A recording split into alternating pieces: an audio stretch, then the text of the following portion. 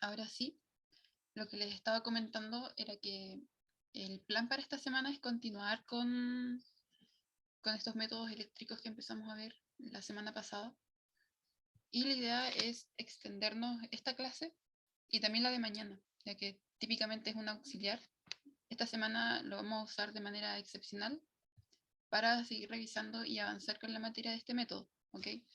El profe no está, pero no nos dejó en anarquía, nos dejó 2 clases en verdad para que sigamos avanzando con la materia. Entonces nos vamos a enfocar en eso. Una de las presentaciones que dejó el profe es la que vamos a revisar hoy. Es esta. Empieza con... Yo entiendo que vieron esta parte en la clase anterior. Entonces voy a sospechar que estas están acá repetidas porque la idea es comenzar con una recapitulación. Entonces para eso vamos a comenzar, eso está como repetido se supone, destacando los aspectos más notables que revisaron en esta primera clase.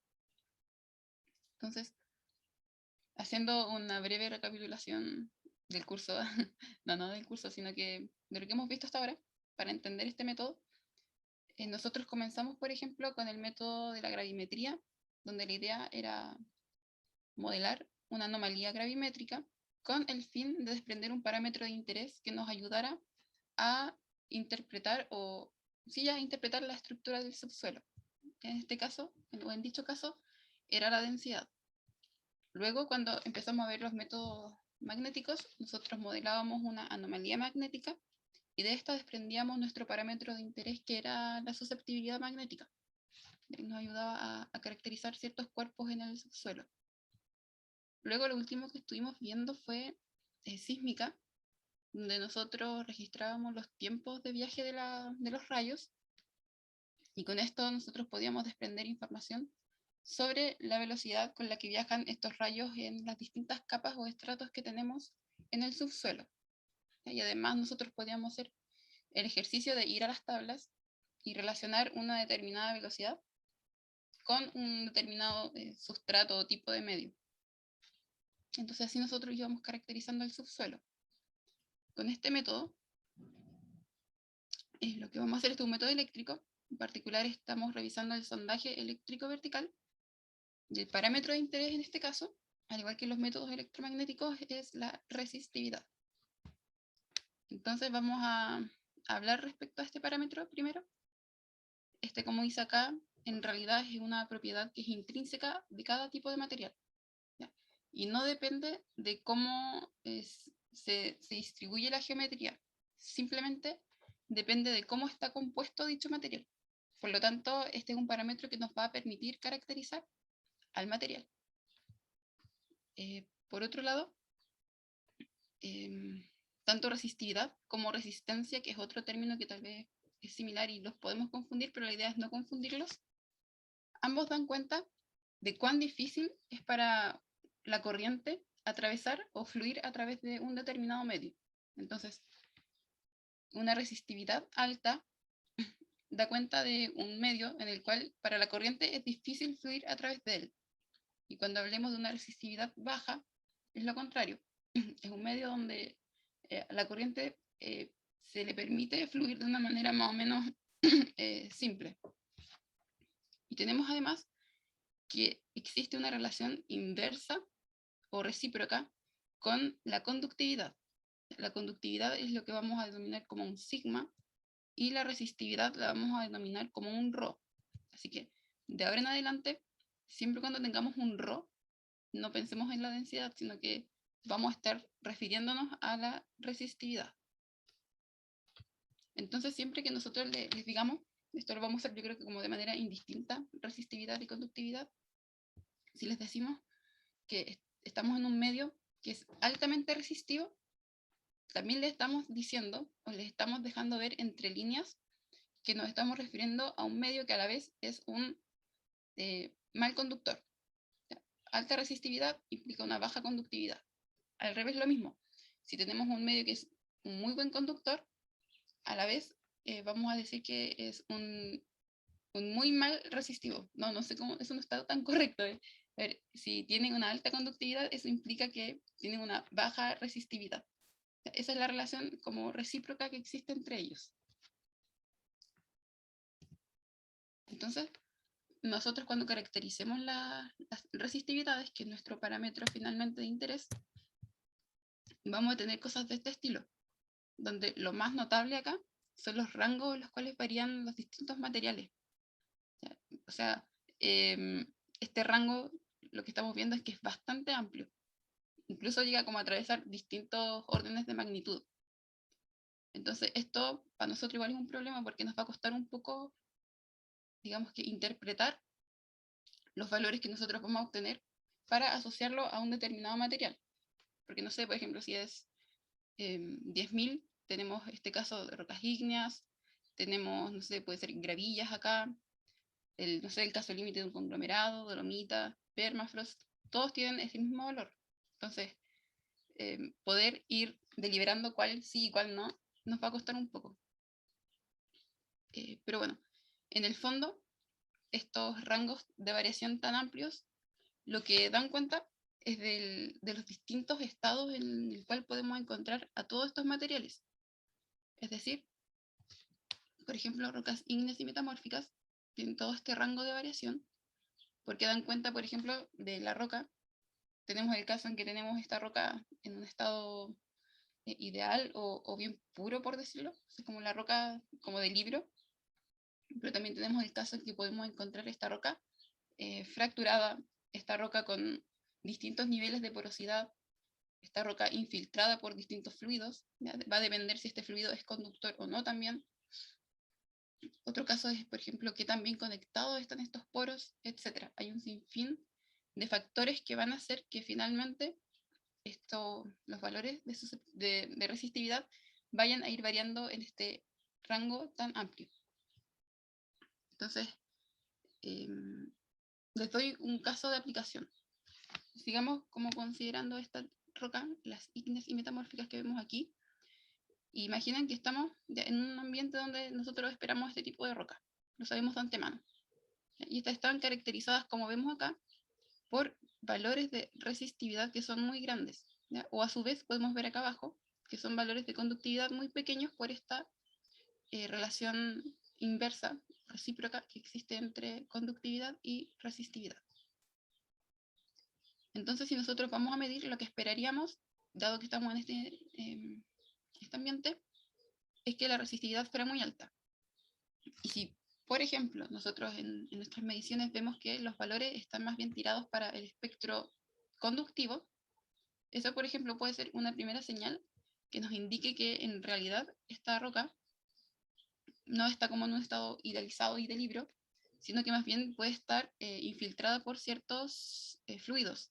En particular, dado que aumentó su conductividad, vamos a asumir que son fluidos conductivos. Tipos de fluidos conductivos que podemos considerar.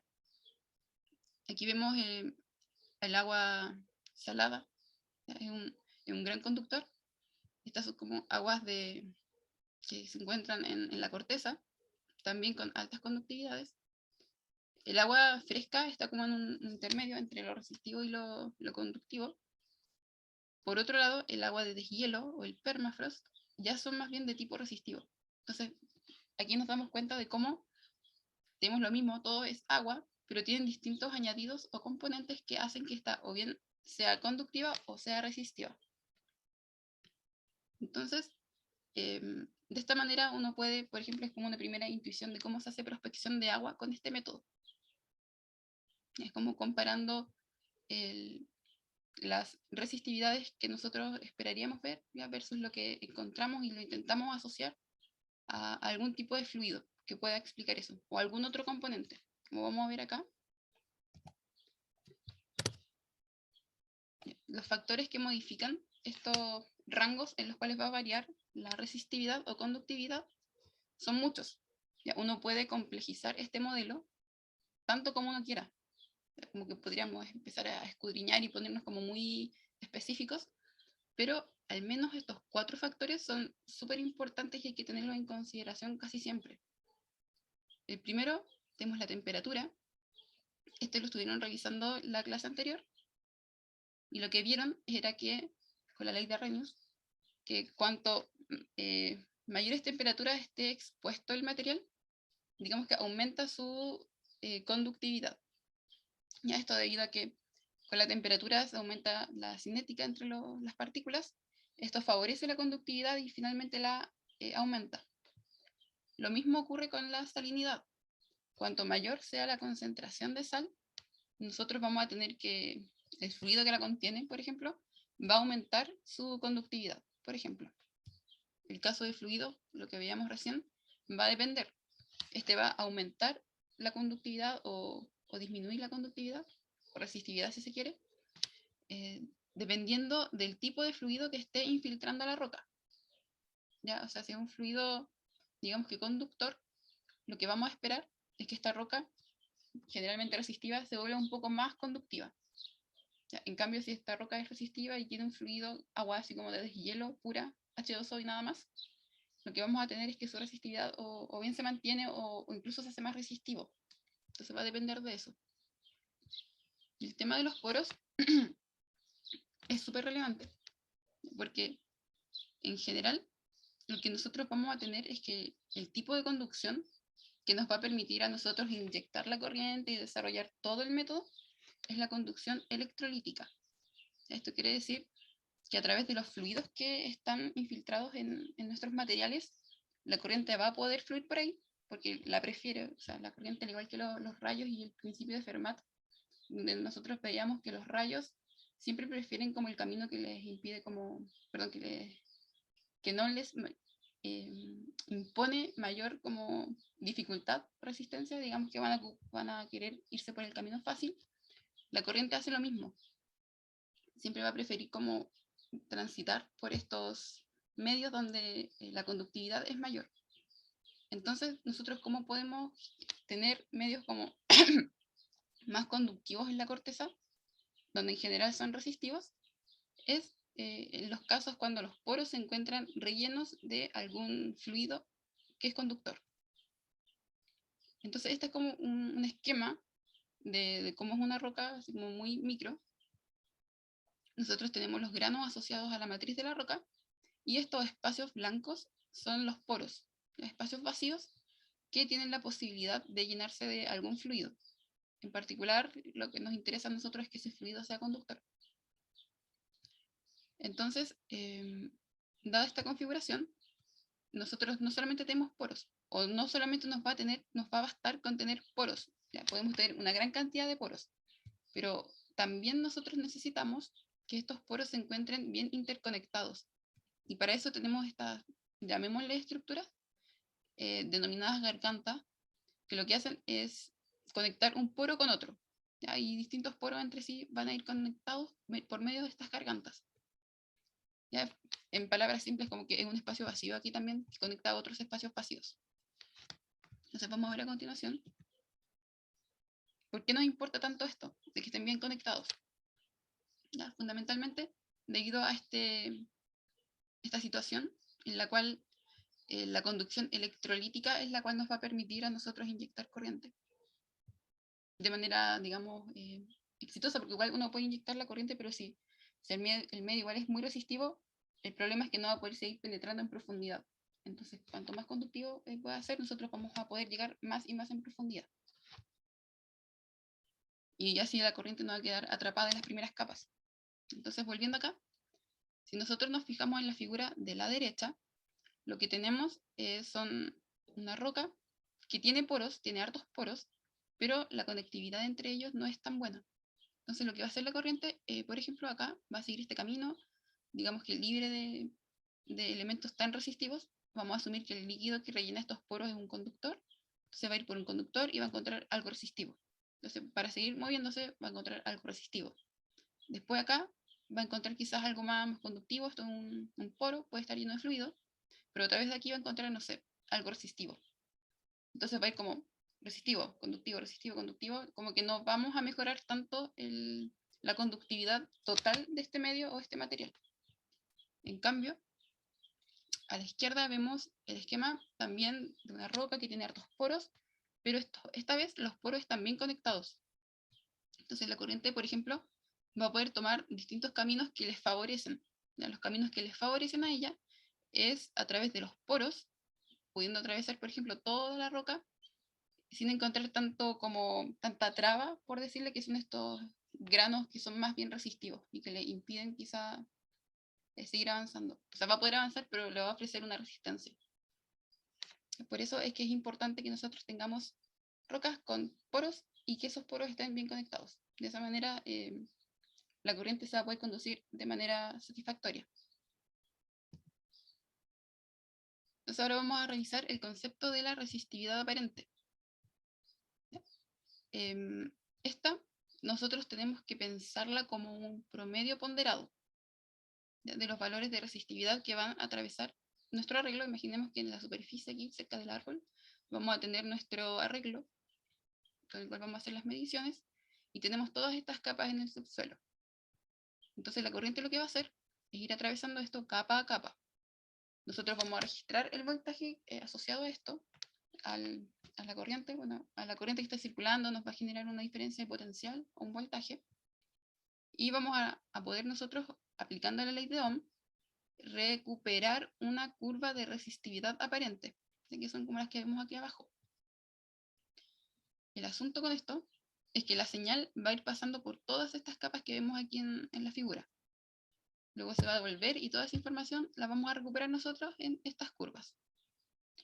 Pero nosotros no podemos hablar de una resistividad a secas todavía, porque los modelos que vamos a nosotros querer más adelante son modelos de la resistividad capa a capa. En el fondo esto, para una resistividad 1, perdón, tenemos una primera capa de un determinado espesor y está caracterizada por esta, digamos que, resistividad. Después atravesamos una segunda capa con un determinado espesor con esta otra resistividad. Esos son los modelos que nosotros queremos obtener. Pero al simplemente aplicar la ley de Ohm, nosotros vamos a obtener un promedio ponderado.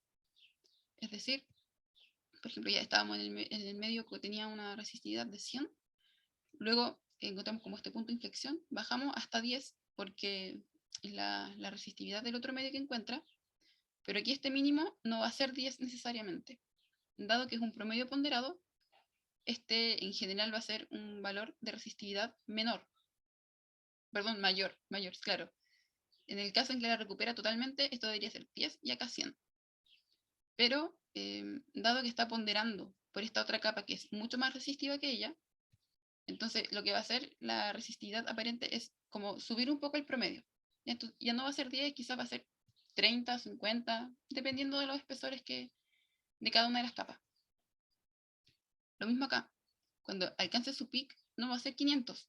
¿Ya? Va a ser un valor, el comportamiento digamos que se recupera porque es un valor que aumenta, pero no necesariamente van a ser los 500 porque estamos ponderando por estas otras resistividades que son menores.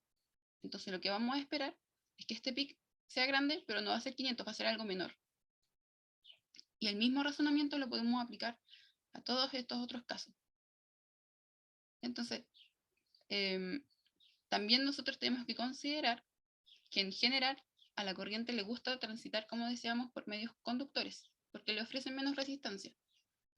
Entonces tenemos dos casos problemáticos nosotros, cuando inyectamos la corriente. Si estamos en un caso como el de este tipo, vamos a tener que, imaginemos, esta capa es súper conductora. Entonces la corriente no va a querer pasar de esta capa.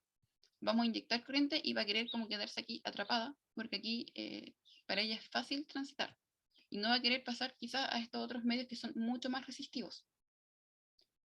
Entonces, finalmente el efecto que va a generar, si encontremos una capa muy conductiva al inicio, es que las líneas de campo se van a concentrar acá y no vamos a poder recuperar información de las capas que vienen en profundidad.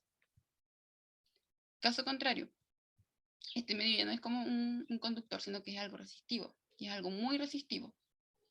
Lo que va a pasar es que las líneas de corriente no van a querer, o mejor dicho, no van a poder penetrar más allá de esto, quizás algunos pocos metros, pero tampoco, una vez más, vamos a tener el problema de que no van a poder entrar en profundidad en las líneas de campo de la corriente y recuperar información de lo que son las capas que están más abajo. Entonces hay que tener también en consideración ese problema. Capas muy conductivas al inicio o capas muy resistivas al inicio. Entonces también ustedes vieron acá una configuración típica tenemos un par de electrodos que son los que están más externos, en los cuales uno inyecta o sale la corriente, ya aquí circula, y producto de esta circulación de corriente nosotros vamos a poder medir una diferencia de potencial, ¿ya? Un voltaje acá, con estos otros dos electrodos que vamos a llamar electrodos de voltaje. ¿Ya? Estos los vamos a llamar electrodos de inyección y estos electrodos de voltaje. Entonces, nosotros, la gracia de este método es que la corriente no solamente circula por acá arriba, por los cables. Bueno, en el aire no esperamos que circule porque es un medio muy aislante, de hecho. En cambio, lo que sí va a hacer es poder la corriente circular en profundidad. Y con eso nosotros vamos a poder recuperar información del subsuelo, en particular de nuestro parámetro de interés, que es la resistividad. Entonces, en síntesis, nosotros tenemos una corriente acá que genera una diferencia potencial y queremos estudiar la resistencia para un determinado arreglo geométrico. Entonces, dado que nosotros vamos a configurar ese arreglo, nosotros vamos a conocer en detalle cómo están separados los electrodos, cuánta corriente estamos inyectando. Nosotros podemos medir el voltaje y de esa manera vamos a poder, usando la ley de Ohm, despejar el parámetro de la resistividad.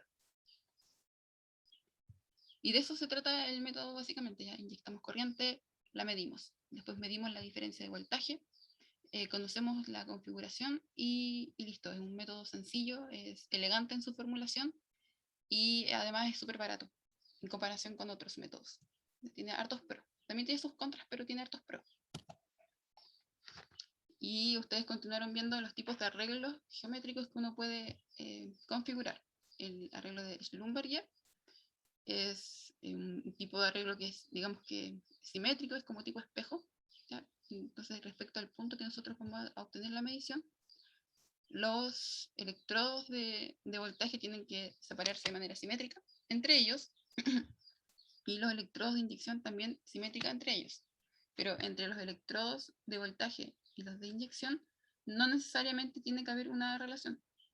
¿Ya? Simplemente entre ellos sí tienen que estar relacionados. Y nosotros conocemos su factor geométrico.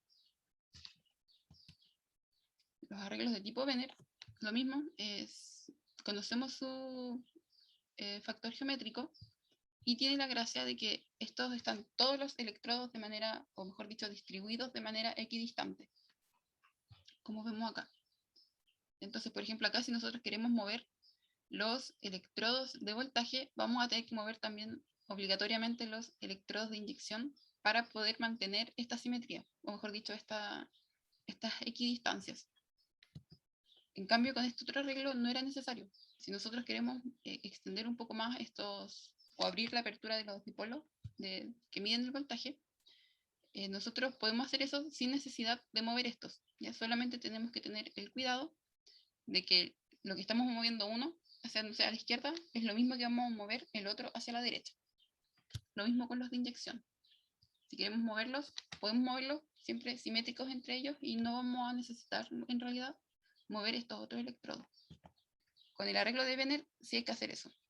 Ya entonces hay que tener en cuenta el tipo de sitio, si quizás es un sitio muy hostil, el cual estamos estudiando. Yo preferiría tal vez un arreglo tipo Schlumberger, porque si tengo que empezar a modificar los arreglos, tengo que mover 2 y no 4. Ya, pero igual el de Wiener tiene sus beneficios porque el factor geométrico es demasiado sencillo. Ya, entonces ahí uno tiene que ir viendo qué le conviene.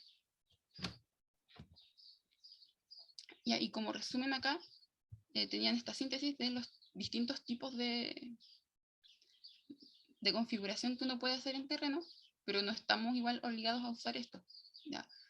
En estricto rigor, sea cual sea la configuración que nosotros llevemos a cabo, al método le va a dar lo mismo, porque no depende, perdón, el parámetro, la resistividad, no depende de la configuración geométrica, simplemente de la composición de las capas. Entonces, con este arreglo o con cualquiera de estos de acá, nuestras curvas de resistividad aparente debieran ser iguales. ¿Ya? Entonces, nosotros también podríamos configurar el arreglo que nosotros quisiéramos, algo nada que ver con lo que tenemos acá. Nos vamos a tener que dar, sí, el trabajo de calcular su coeficiente geométrico, pero igual nos va a resultar. Ya, la curva de resistividad aparente debería ser la misma.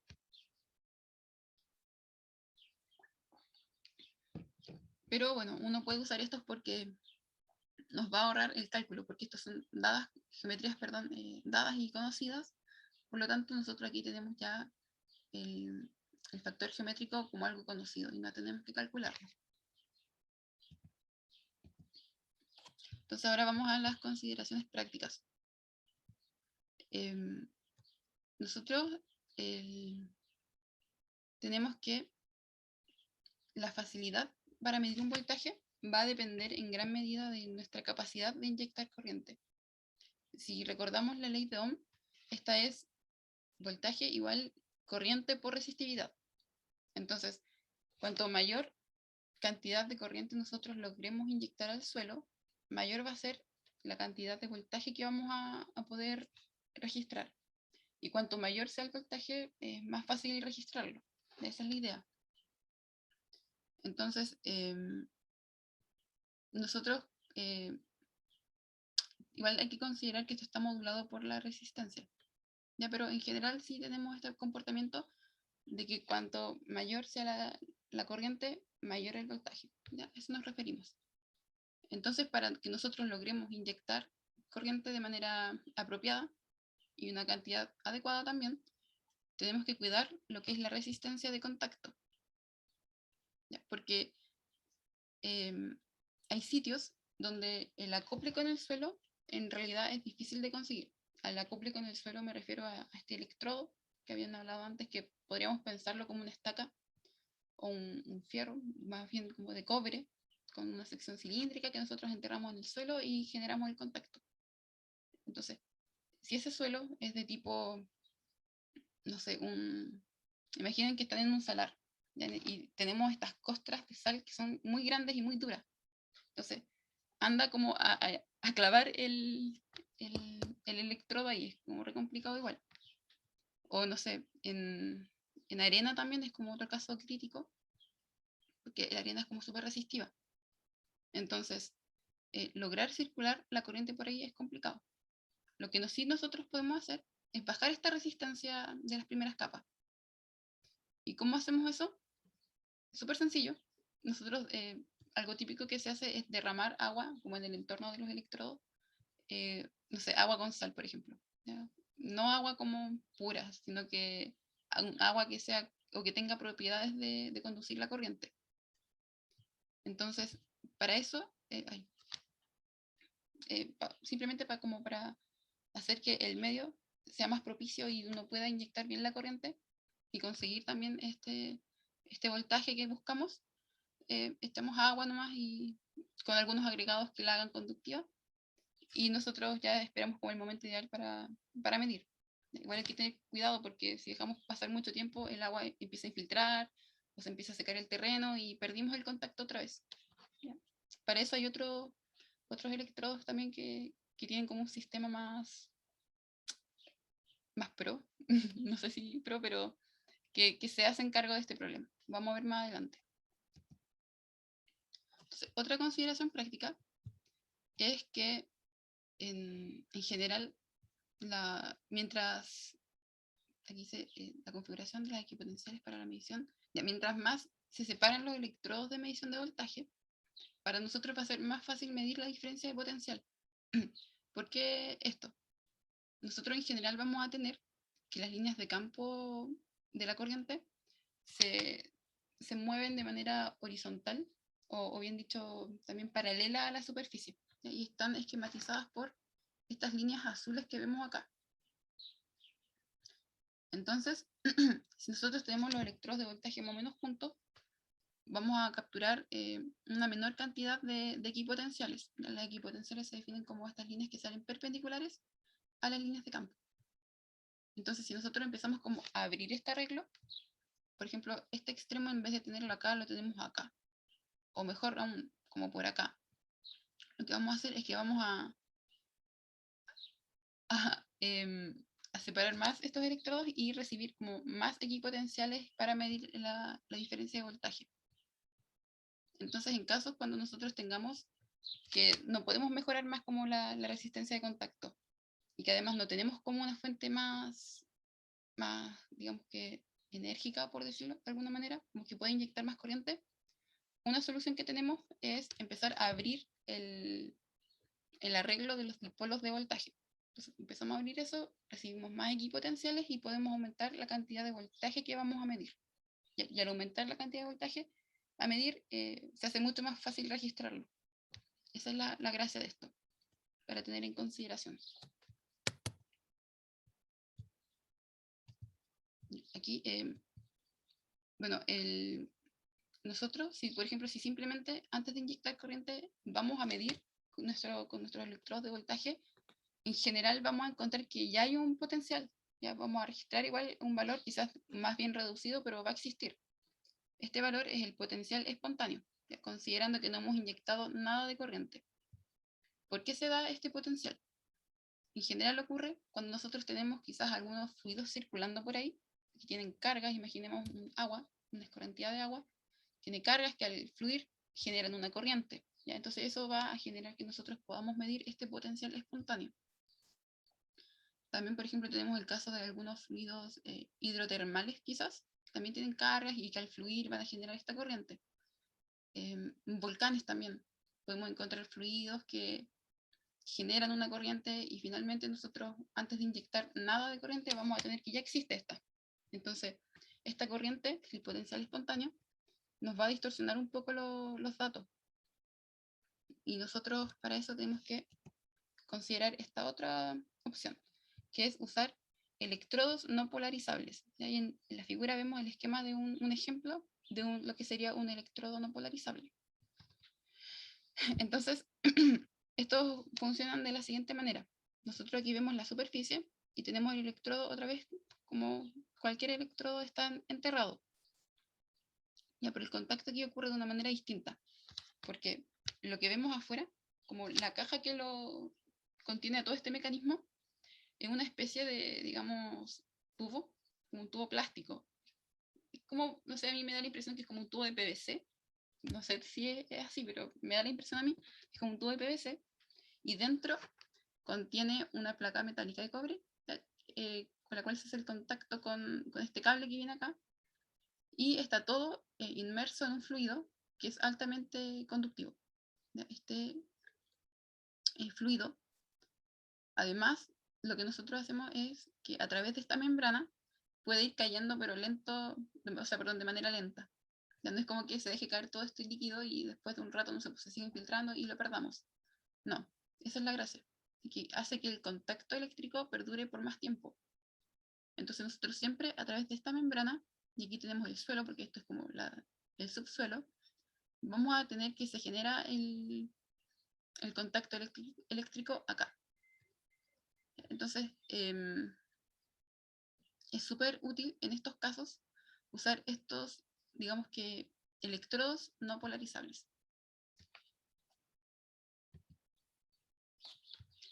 Ahora, nosotros vamos a ver situaciones que podríamos encontrar eventualmente en mediciones de terreno. Aquí tenemos un caso sencillo de dos capas.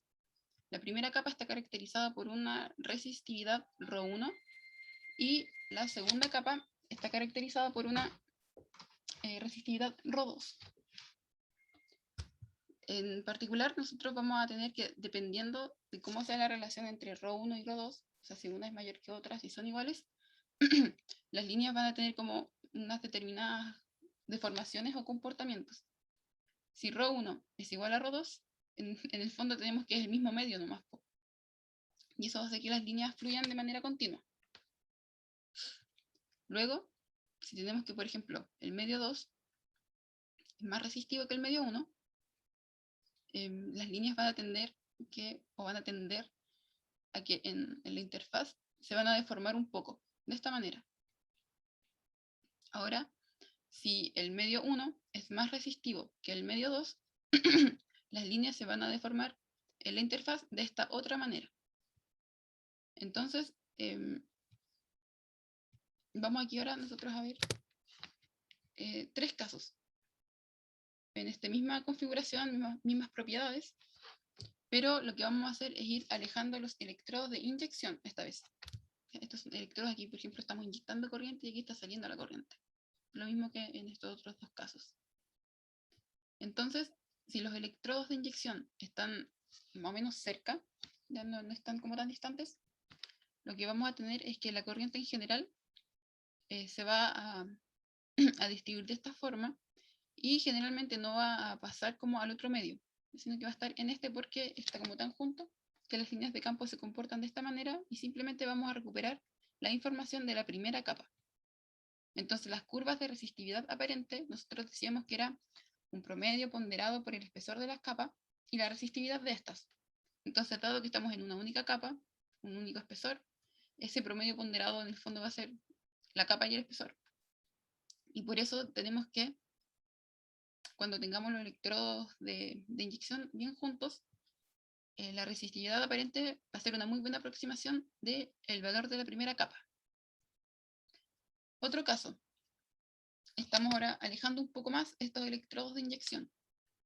En este caso vamos a tener que las líneas de campo van a poder profundizarse un poco más y van a alcanzar, como vemos acá, al menos una porción de este otro medio, que es más resistivo. Ya, pero la porción que va a alcanzar, o el espesor de este medio, va a ser mucho más pequeño. Entonces el promedio ponderado va a seguir siendo más o menos parecido, o va a estar como estimando mucho mejor la resistividad del medio 1, porque es un medio más grande, a pesar de que su resistividad es menor. Pero aún así, al promediarlo con este trocito de acá, que es más resistivo, el promedio va a subir un poco más. Ya por eso que ahora la resistividad aparente es un poco mayor que la resistividad real de la capa 1. Ahora, por otro lado, para la capa 2, con resistividad 2, esta va a quedar subestimada. ¿Ya? La resistividad aparente va a ser mucho menor al valor real que tiene la capa 2. ¿Por qué? Porque a pesar de que nosotros logramos penetrar y encontrar esta capa y tener información de ella, aún tenemos como un espesor muy pequeño. Entonces, el promedio ponderado por ese espesor pequeño todavía no nos va a permitir recuperar como la información adecuada para poder recuperar bien esta otra capa. Entonces, en este caso, vamos a estar estimando más o menos bien el ρ1, pero no el ρ2. Ahora, otro caso, ahora tenemos como más alejados los electrodos de inyección. En este caso, las corrientes van a llegar mucho más en profundidad a esta otra capa, que es la de resistividad ρ2, que es más resistiva, y vamos a poder recuperar mejor su información. Entonces el promedio ponderado entre esta capa que es menos resistiva y tiene un determinado espesor, y esta otra capa con otro determinado espesor, pero que es más resistiva, su promedio ponderado va a estar más tirado para la resistividad de este otro medio, porque es más grande. Perdón, su resistividad es más grande. Entonces lo que vamos a tener es que la resistividad aparente va a ser mucho mayor que la del medio 1. Pero la resistividad del medio 2 ahora sí se va a parecer un poco más a la resistividad aparente. En ningún caso, vemos acá, son iguales. Vamos a recuperarlo totalmente, porque tenemos este efecto de que se están ponderando y se están promediando. ¿Ya? Pero dependiendo de la distancia, vamos a tener que unos se recuperan mejores que otros.